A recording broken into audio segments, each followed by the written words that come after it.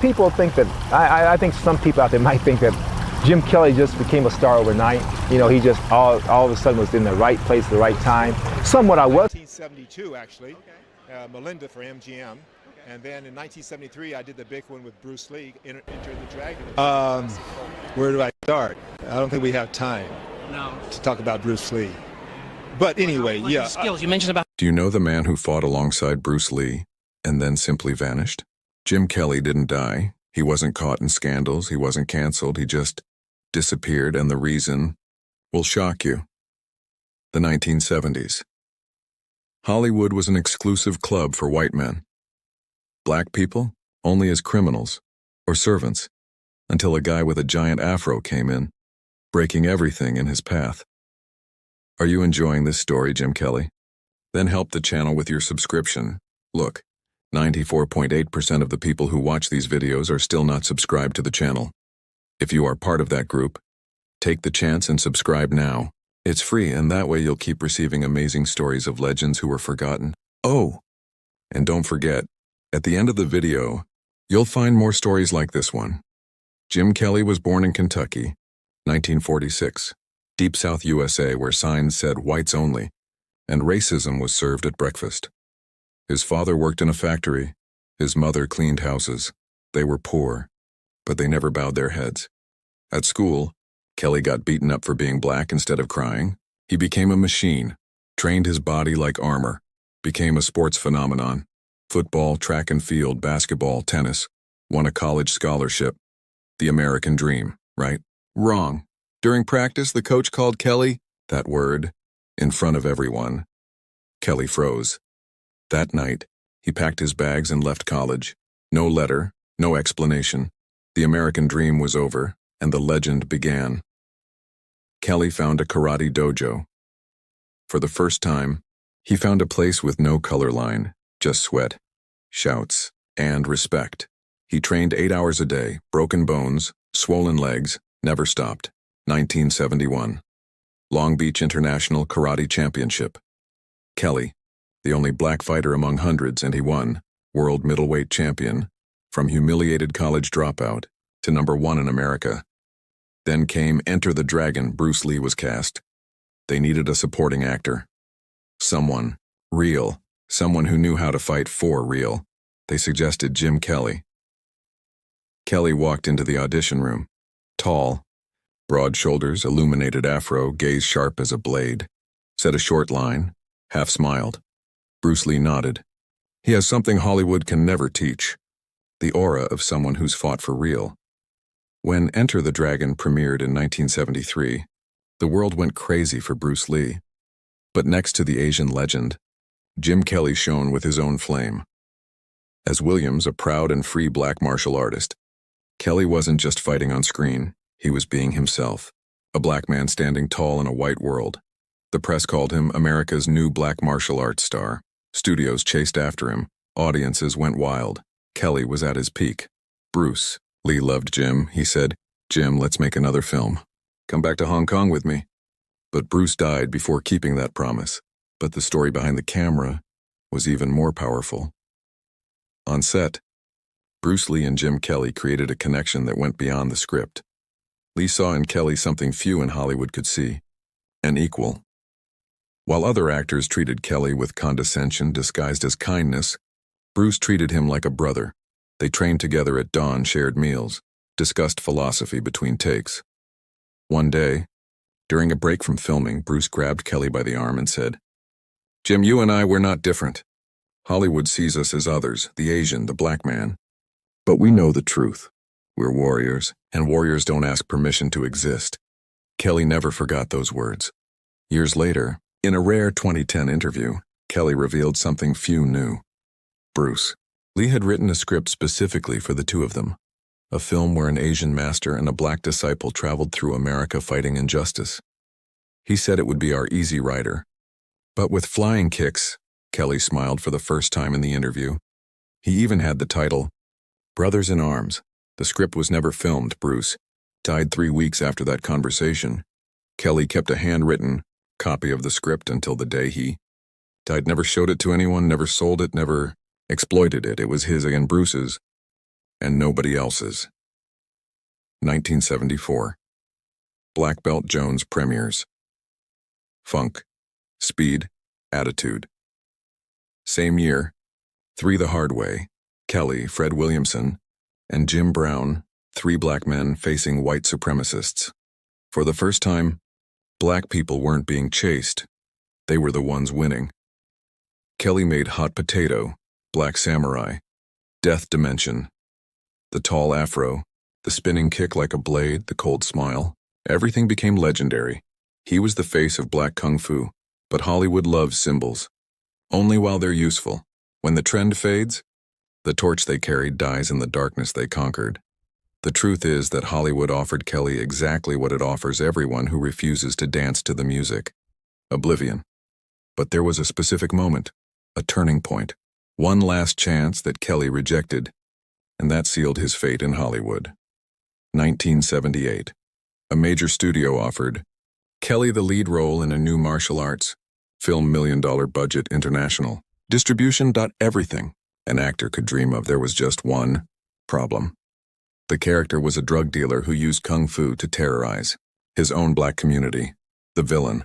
Once again, Hollywood wanted Kelly to represent everything he had spent his life fighting against. His agents begged, "Jim, it's $1 million.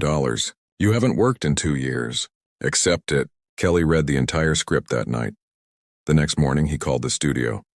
"You want black children to see someone who looks like me selling death to people who look like them? You want me to be the monster that America already thinks we are?" Pause. Then the answer is no. It will always be no.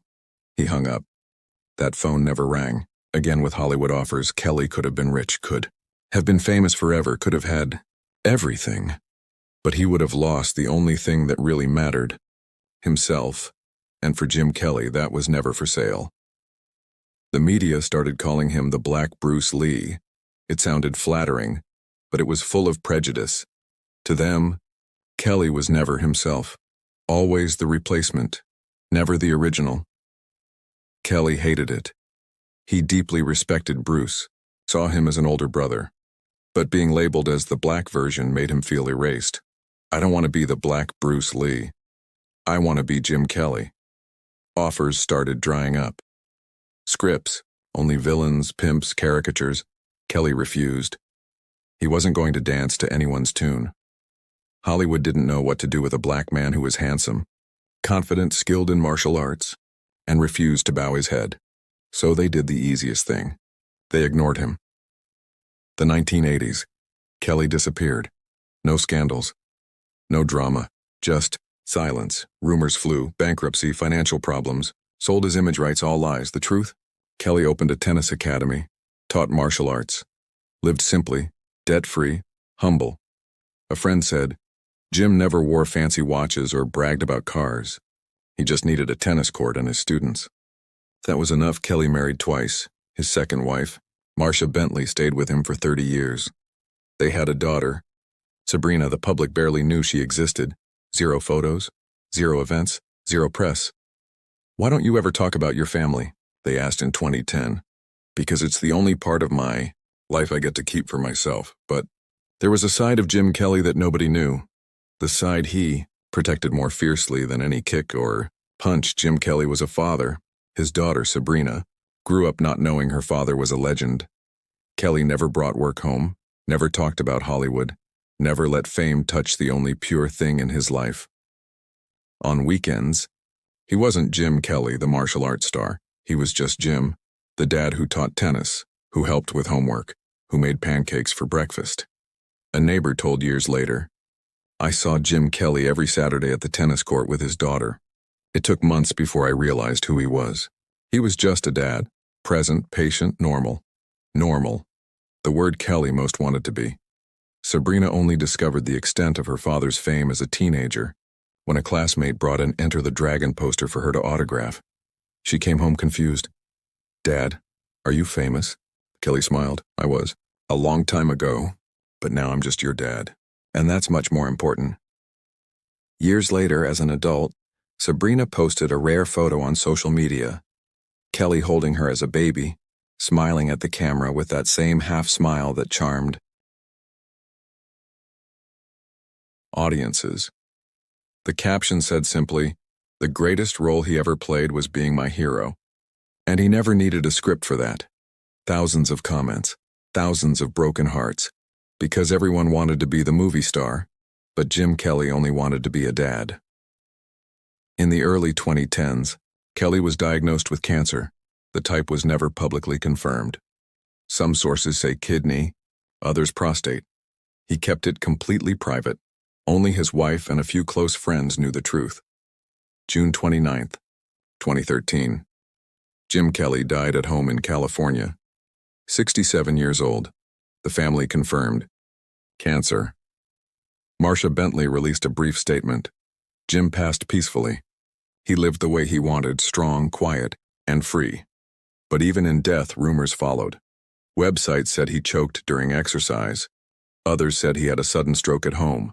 Only after the Los Angeles Times and Hollywood Reporter published the official news did the world learn the truth. He died of cancer after a long, silent battle. Marsha had to clarify. There was no choking incident. Jim passed peacefully, surrounded by family. The world was shocked. One fan wrote, "I thought he was still out there somewhere, just not making movies anymore." For many, Jim Kelly hadn't died. He had just stepped off screen again, training somewhere, waiting for the right role. But this time, the silence was forever.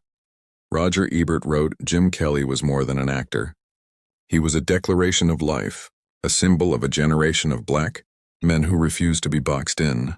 Jim Kelly was a legend forgotten, in his own time, not for lack of talent, not for failure, but because he was born too early. If Jim Kelly lived today, in an era with Denzel Washington, Michael B. Jordan, Chadwick Boseman celebrated as global icons, he would be a living legend.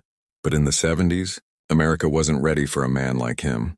Kelly was too black to obey, too proud to compromise, too independent to be owned by Hollywood. He didn't smile to please anyone. He didn't apologize for existing. And that's why in the same film, two icons, Bruce Lee and Jim Kelly, walked away with two opposite destinies. Jim Kelly didn't die as a washed-up star. He left the stage like a fighter who knew his match was over. No drama, no spectacle, just a quiet bow to life. And then, he was gone. He was the first black man to bring the American kung fu spirit to the screen. But his legacy wasn't in the flying kicks or cool poses. It was in how he lived, with pride, dignity, and silence in the face of prejudice. In a Hollywood addicted to noise, he chose to win through stillness, and that stillness made him immortal. Today, every time a black actor stands tall on screen with confidence, every time a fighter enters the ring without asking permission to be themselves, you can still see a trace of Jim Kelly. He doesn't need a statue. He is the statue, for all those who never got one. In the end, Jim Kelly didn't need Hollywood to prove his worth. The way he left, calm, proud, without a single complaint, was his final strike, the last move of a warrior who had already won, in silence. If you made it this far, it's because Jim Kelly's story touched you somehow. Stories like this, of forgotten legends, of silent warriors, of people who changed the game but were erased by history, deserve to be told. And there's so much more here. In the card above or in the description, you'll find other stories that will surprise you just as much as this one. If you haven't subscribed yet, this is the moment. Hit that button, turn on notifications, and let's rescue these memories the world tried to erase together. Thanks for watching. See you in the next one.